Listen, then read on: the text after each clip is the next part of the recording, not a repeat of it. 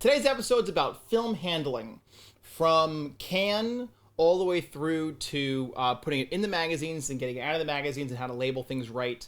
And I think it's important to go over because a lot of people who work in the film industry, who are just beginners, don't know the etiquette. So today's video is all about film handling etiquette. Everybody kind of knows already that film should be stored cold. So when you get film from Kodak, the first thing you're going to do is you're going to shove it in your refrigerator. I suggest not freezing it unless it's going to be long term. Unless you buy some film and go, oh, I'm not going to shoot this for 5 years, throw it in the freezer. Otherwise, it goes in the refrigerator. Doesn't really matter as long as it's kind of not 70 degrees. As long as it's kind of in the 50s or below, you're totally fine. It'll last quite a while. So then you're ready for your shoot. And the first thing I do is that I'll pull the film out of my refrigerator the day before. And a lot of times I load my film the day before, so that when I get to set that first day, everything's loaded, ready to go. I don't have to worry about that extra step in the morning. It's just ready to go. That helps a lot. But if you can't afford that time, then you're going to load on set. And you're going to need a changing bag, and you're going to need camera tape. So the first thing let's go over is the tools you need. So let's first talk about camera tape. This stuff is amazing, and they make it in a couple different flavors, but this is the one that survived the battles, and this is the last one designed for motion picture cameras. Now, this tape is a gaff tape. It may damage the paint on your magazines. I know it's already put a couple damage nicked on my Aton 35-3 magazines because I use this stuff so much in that camera. It's been fine on the XTR Prod, but on the 35-3, it's pulled a lot of paint off, so it can get really rough on the camera. Seems to be fine on the Airy mags, so just an FYI, it might peel some paint off if you're not careful. And it says your roll number, right? Your roll number, your mag, your loaded footage, and your exposed footage, all very important things for the lab. Most importantly, though, it's the production information. You want to have the production information on every single can, and you also want to have the date that it was actually put in that can, and you want to have the type of stock. So we're going to be loading some 250D and some 500T today, and we're going to show you how the whole thing works with that. Now, the next thing I want to teach you guys is about the color of different gaff tape and why color means a lot.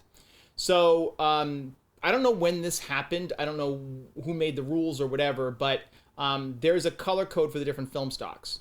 Purple is 200T, red is 500T, yellow is 250D, and white is 50D. Those are your main color for gaff tape. You know, if you're going to shoot black and white, you might want to use black or you know, some other color to identify that, because you definitely don't want to mix it up with obviously the these stocks, because the black and white stock is processed differently. And the reason why you do this and use these colors is so that it's very easy to recognize which magazine has which film in it right there in the spot, right? So you definitely want to apply some of this tape to your magazine to notify, so that no one has to, if they're looking at a distance and looking at your camera and they see the yellow right away, they don't have to come up and look at the tape, you know? So let's talk about how that works in a minute. But first, let's go through the loading procedure and how film comes from Kodak. So daylight spools, everybody knows, should be loaded in the dark. Just because they're called daylight spools doesn't mean they shouldn't be loaded in the dark. There's nothing magical about these. Just because sun can't get past the multiple layers of film because it's on a daylight spool doesn't mean you shouldn't be loading it in the dark. And when I mean dark, I don't mean pitch black. I just mean you should load it in a very subdued area, like maybe in a bathroom with the door closed and the lights off. Most of the cameras that shoot with this stock are very easy to load, either by hand manually threading them, or like in the Bolex's case, they have a Bolex, the K3, the Scopic. They all have automatic threading tools, and where the K3's tool is horrible, and we know that people pull it out, it's supposed to work and it's supposed to be there. Anyway, you're going to find that these boxes have inside them not just a daylight spool, but also a little tray. And this tray helps keep the spool from spinning around inside the box, okay? And it helps keep the rigidity of the box as well. It's a very clever idea. So you're gonna take your spool out of this plastic container, okay? And the film itself is wrapped up in this yellow paper tape. And it's actually not even tape. It's just this yellow piece of paper. And what you're going to do is now you're going to go into subdued light, and you're going to go ahead and open this up, and that's going to expose the film. And you'll see that there's a piece of tape on the film. And this piece of tape you want to save, so when you take the film out, you're going to go ahead and pull that off. And you're going to go ahead and pull it off the film and take it right there. And now you've got yourself a roll of film ready to go on the camera. And what I normally do with the Bolixes especially is that I load this outside of the camera. I just hold it like this, and I kind of hit the start button with my finger, and the film goes through automatically. Depends on your camera. But that's how you do it. Then when you're done, you're going to go ahead and you're going to take it out in the dark as well. And you're going to go ahead and stick this on here and put it back on. And you're going to put this assembly. Whoops, I kind of made a boo-boo there. I'm going to go like that.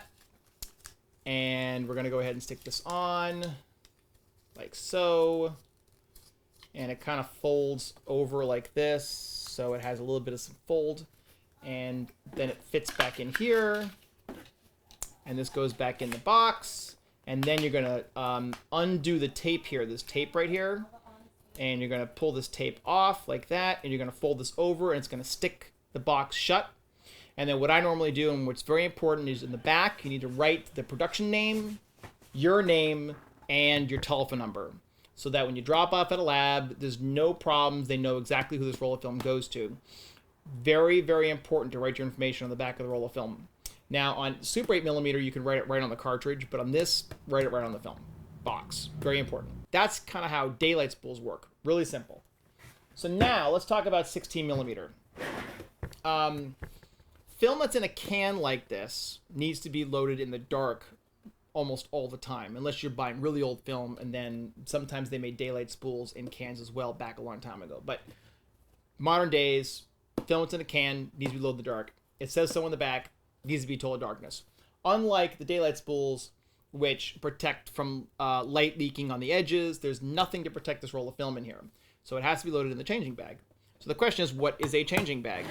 Well, a changing bag is a bag that has, flip it over, two sealed compartments in it. So the first compartment is this outer layer, and the second compartment is the inner layer. And you will see it's this smooth surface on the inside. And what you're going to do is you're going to put your film and your magazine in this bag. You're going to zip it up. And usually these have two zippers, one zipper going one way, one zipper going the other way. And that way it really is very light tight. And you stick your hands in the bag, which have double seals. They have a seal for each part of the bag, the outer and the inner. And when you stick your hands in here, your hands are inside the bag. Okay? So now you've basically made yourself a portable darkroom. This is what it is. This changing bag is for stills. It's a large bag for stills. You can get them on Amazon for like $35, $36 in that range. And they work great for 16mm magazines.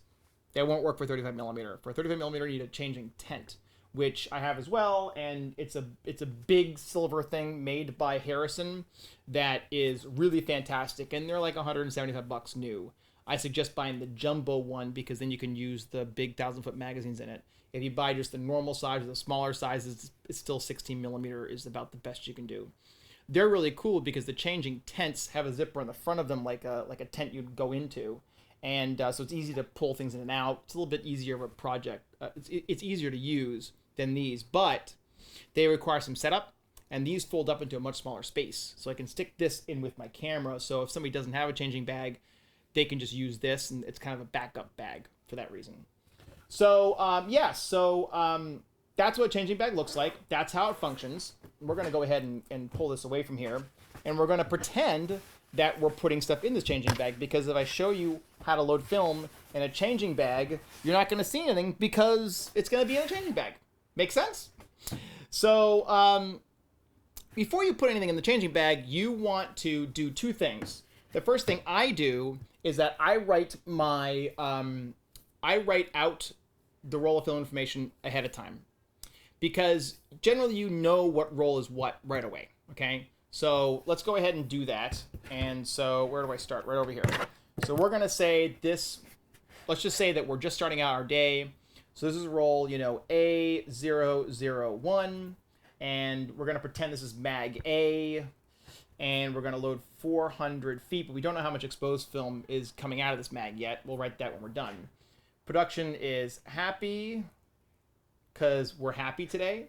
I'm going to make up a date, and then we're going to say that it is 500T, and we're going to say my loader is TP. All right, there we go.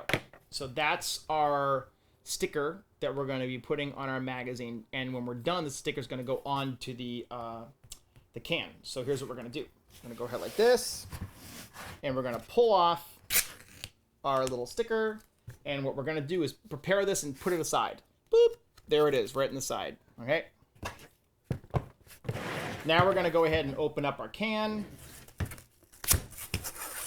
just like that, and we're going to keep this as well. And we're going to take our film and our magazine, and we're going to look at our magazine first to make sure our magazine's in good shape. We want to blow it all out, both sides, before we stick it inside the changing bag. Make sure it's clean, ready to go. And then we're going to take our magazine and our film, put the magazine on top of the roll of film, and take this and put it in the changing bag. It's that simple. Then inside the changing bag, you're going to go ahead and open up the magazine. This is an old CP16 magazine, so it's a little bit funky, I know. And we're going to go ahead and we're going to take the roll of film out of its can. It's in a plastic bag, black bag inside the can. We're going to go ahead and open it up, and boop, there's our film. Now, at this point in time, dirt means a lot. All right, so if you have dirty fingers or sweaty fingers, be aware.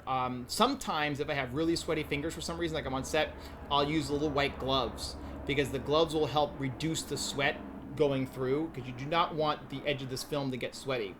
I know people say, oh, well, you're not going to use it, but the sweat will drip onto the film. And believe it or not, being, you know, on set in Southern California in a changing bag, it can get very, very hot very fast. You do 3 or 4 of these rolls of film all at once, your hands are sweating, okay? Even in the shade, they're going to be sweating. So there are some ways around that. The little wet gloves help a little bit, especially in magazines that are easy to load like this one, where you just push the film through a hole and you're good to go. If you have to thread the camera by hand, probably not a good idea, but for these, they do work. So we're going to take the piece of tape off like we did on the daylight spool, and we're going to stick that on the can. And then we're going to go ahead and load our magazine. In this case, we're just going to push this roll of film onto this core. Like that. And we're going to go ahead and put our top back on again. We're pretending that's how we load this magazine, because this magazine's got a problem and I can't load it. So we're going to just go like this. I wanted to show an obscure magazine in this video when it's biting me in the butt. All right, there we go. So now what we're going to do is we're going to take this can with our piece of tape on the inside, and we're going to put it on top of the magazine. And then we're going to do our next roll and next roll and next roll, right? And then we're going to take this out of the changing bag one by one. The first one we come out with is going to be obviously our first piece of tape. And we're going to stick that on our magazine, like so, right? This tape is actually designed for these older magazines, believe it or not. And that's our piece of tape on our magazine ready to go, okay? And the other thing that I said to you earlier that I like to do is I will take red tape, and I will take a piece of red tape, and I will put it right on the magazine on the exposed area. So that's going to identify that this magazine is 500T right away. And sometimes some people just write this whole data on this piece of tape, but I like having this, the writing on this, because then you don't forget. Sometimes you're really busy and you're sweaty and you're under the pressure to get a lot of magazines loaded. It's good to have the data written out so that all you do is just fill in the gaps and fill in the holes.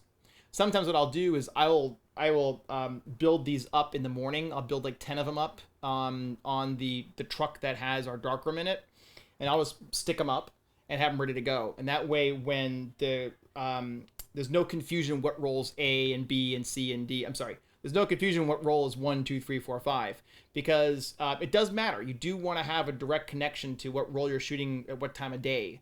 so that later in time, if you need to dig up some problems, you know it was an early morning roll, late afternoon roll, and of course that roll information needs to go to the script supervisor as well. So it's very critical to have that, and so it's critical to have that roll data because it goes to audio and the script supervisor at the same time. And for you as an AC, you want to be able to take notes on your rolls of film anyway. So having the roll data and knowing what roll is what is super important. So that roll data could be the most important thing outside of what stock is in the magazine.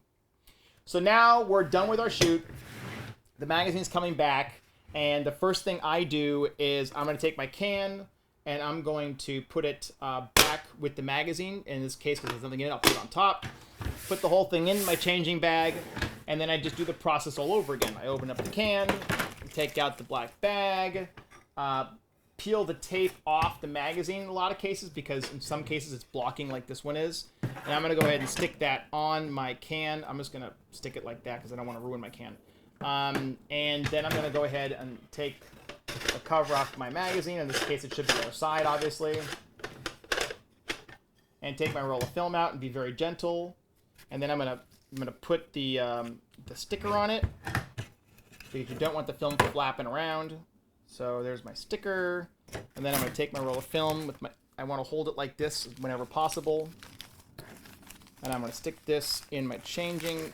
I keep on calling it a changing bag. In the black bag. And go like that. And now I am good to go. And so here is my can. And what I'm going to do is I'm going to tape this with red tape. I just know how much tape to use. I'm doing this such a long time.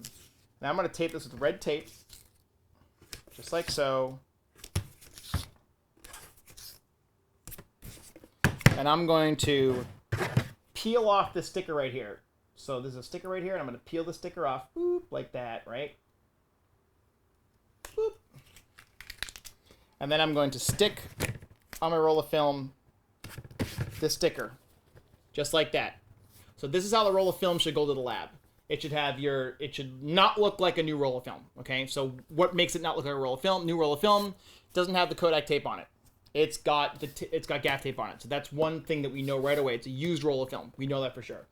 It's got the production information on it as well. And sometimes what guys will do is if you need to push the stock or pull it or do any special process, you'll write that on there as well on a piece of tape that corresponds to the type of film it is.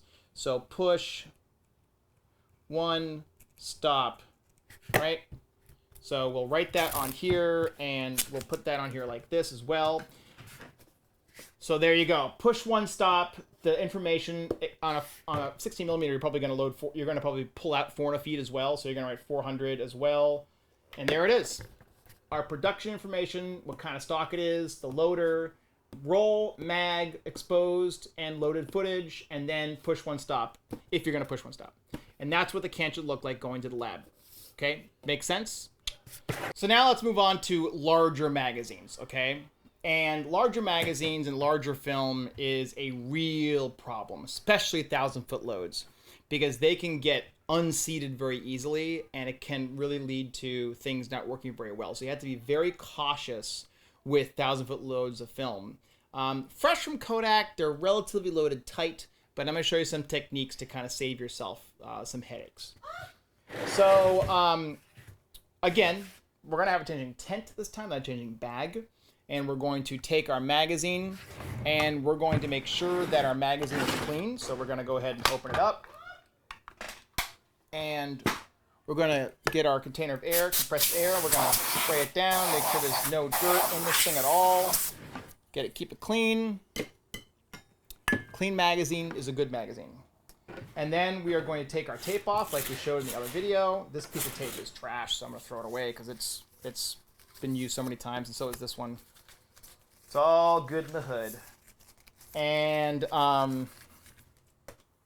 we are going to now, in the change, well, I have the top off, but reality is that you're going to put the top back on it. And you're going to go ahead and put the mag on top of the film, but I have to pull this off first. This magazine's a little bit different than the rest of them in the world. So we're going to go ahead and put this, and this whole package is going to go in the changing bag. So you could do the roll of film first, and then this.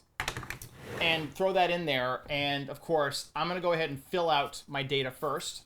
So this is going to be, you know, we know the mag number. The mag number is 8161. So 8161. Rental houses do it like this. People who own their own stuff usually do A, B, C, D, E, F, G, you know. Roll, let's just say it's A135, because on a big film at choose 35, you're going to shoot a lot of film. Footage loaded 1000, whatever on the date. It's funny because I keep on writing 11, 12, 20 on every single thing. I don't know what 11, 12, 20 is. And then we're going to say the name of the production, and then we're going to say loader, and then we're going to say 250D.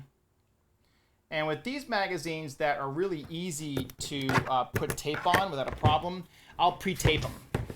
So I'll put my tape on this magazine right away, before I even put the film in it, you know, because this magazine's easy to do that with. Because the last thing I want to do is mix up what magazine is what. So we're going to go like that, and now that's taped up, and now we know exactly what magazine it is, and we're going to go ahead and take this and put it in our changing bag. So we're going to pretend we're in our changing tent right now, and we're going to pull this off the top. We're going to go ahead and open it up so we can load it up. Open up our film. Again, 1,000-foot load of film. It's kind of big and unruly, and the film is going to come out, and you want to hold it like this. See how it's already getting pulled out? Now this is print stock, but still. We've got our piece of tape here. It's kind of hard to show and do at the same time. And then we're going to go ahead, and on this magazine, it's a little bit tricky to load this magazine. So what I usually do with these magazines is I go like this with them, and I hold the film away from the magazine, and then I kind of pull it through like that first. See what happens? See what happened? Very, very common. Very, very, very, very common. You have to be very, very cautious with this film. It'll get very, very loose. I'm glad that happened, because that was kind of what I wanted to show everybody, is that if you're not very cautious, it will come loose on you, okay? I thought I was being cautious enough, but I'm not being cautious enough. And when mistakes happen like that, it can lead to big problems very fast. So I'll do that one more time. So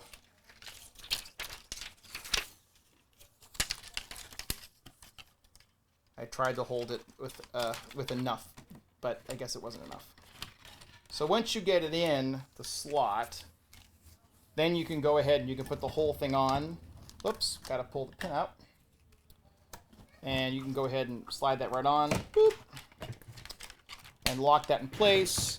And now we can go ahead and keep threading this through. And as long as it's coming out, we're good to go. And we can go ahead and put the top back on it. And now with a lot of magazines, like the AirCam magazine, you have to do that magazine all together in the changing bag. These ones you don't. I still do these magazines in the changing bag, though. I still do them that way.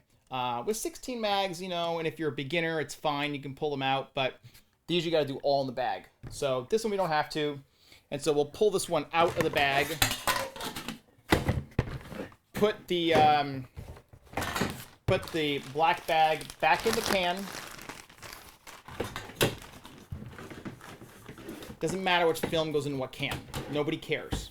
Nobody cares at all which roll of film goes in what can. It's completely irrelevant. So the can could just sit around with no tape on it, ready to go.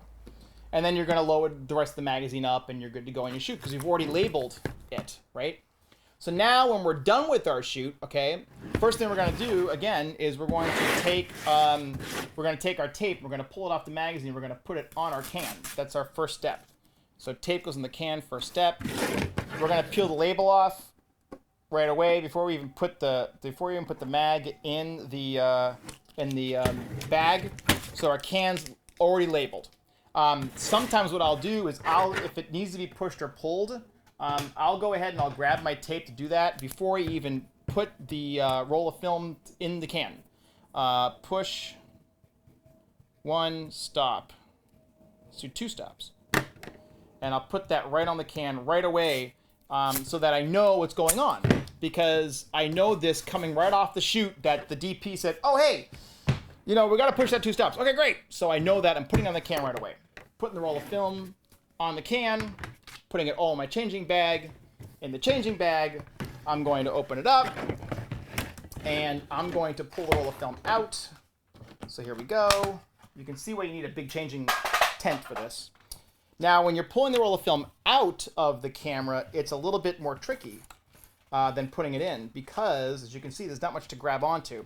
So you put the magazine on its side, and then it'll glide right off, just like so. No problemos. And then we'll go ahead and tape this like so with the piece of tape. Boop.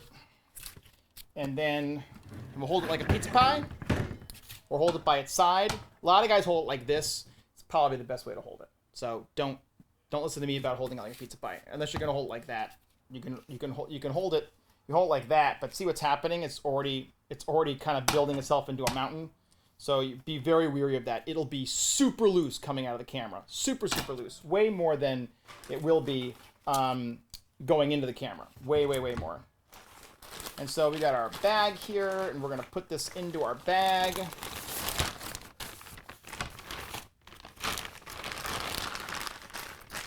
And our bag's going into our can. And our can's getting its top put on it. And our magazine is getting its top put back on it. Whoops. And then we're going to pull this out. Pull this out. We've already got it labeled, right? And then what we're going to do is... Where's my yellow tape?